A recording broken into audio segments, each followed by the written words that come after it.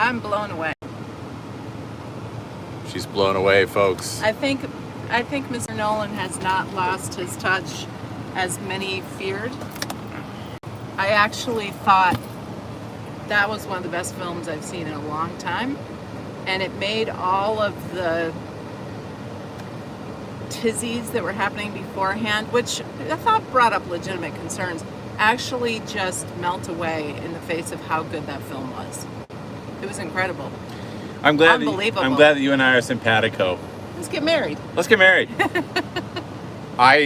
First off, this is a must-see. Wow. I think this is a movie that has to be seen. Second, I think it's a movie for veterans. Truly. Oh my gosh, yes. It's about PTSD, and it's about getting home, and it's about restoring your health, your consciousness, your family. It's wow. Did you think that the race swapping controversy had any bearing on this movie at all?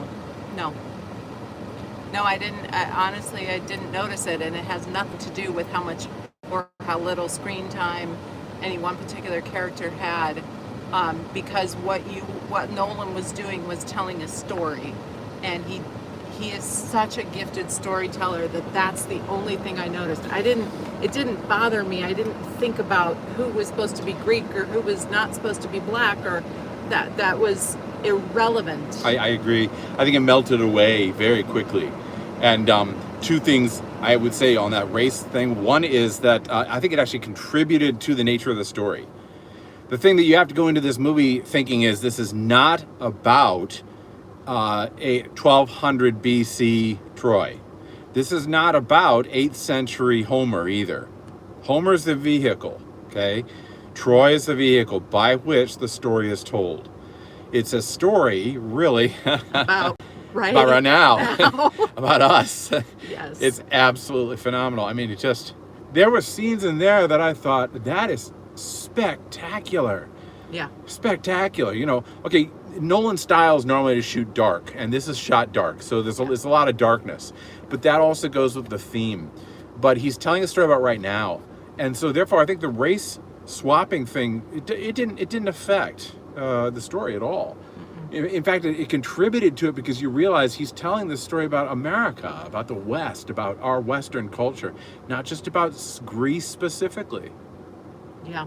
Second, the big ones, which were Ellen Page, and Nyong'o, the young black actress. Lupita Nyong'o. Okay. They not only were not contrary, I thought that they actually contributed to the story. Yeah. Both of them. It was absolutely amazing. I mean, Elliot Page, for whatever bad decisions she has made, she actually does a good job in this role. Yeah. And it's almost like Nolan chose her because I thought at first it was a pity choice, right? Because she wasn't getting any work. Yeah, maybe. I realized in this version that actually it's not that. She is, how would I say this? I think she represents the chaos and the disorder and the fractured mindset of our current age.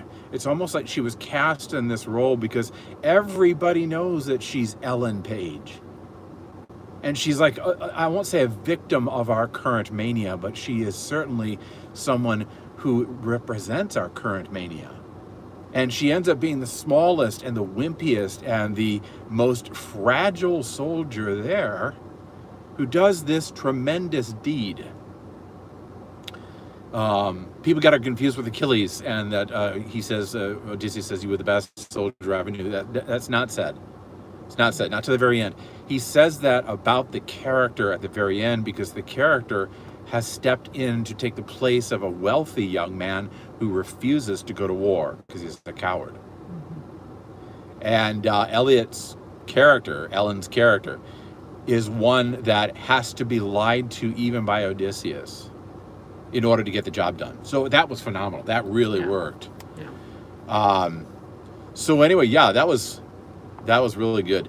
I thought it was phenomenal the way that he put together the story. That was a very complex story. He didn't really end up telling the solar story that I've gone on about. He's telling a story about a fractured world, and I really think it needs to be said. to be seen. I also like the Nyong'o character. She played two characters, Clytemnestra and Helen. Yep. And I noticed in this, on the one hand, she's scarred, deeply scarred, like physically. Yep. But the other interesting thing is that Lupita Nyong'o is a very dark-skinned woman. She's not just slightly brown. She's very dark, almost black, like literally the color black.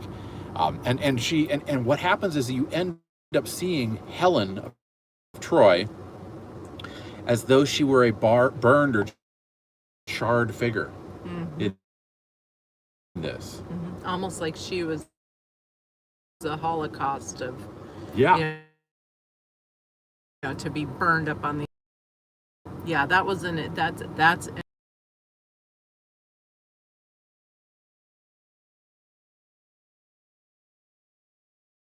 Take that. Very